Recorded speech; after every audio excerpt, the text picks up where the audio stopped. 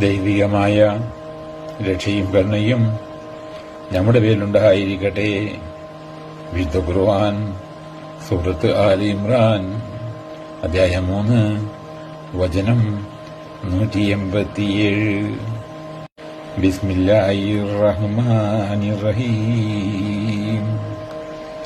വഹിദ് അഹദല്ലാഹു മീസാകല്ലദീന ഊതുൽ കിതാബ ലതുബയ്യിനുന്നഹു ലിന്നാസി വലാ തക്തുമൂനഹു ഫഅൻബദൂ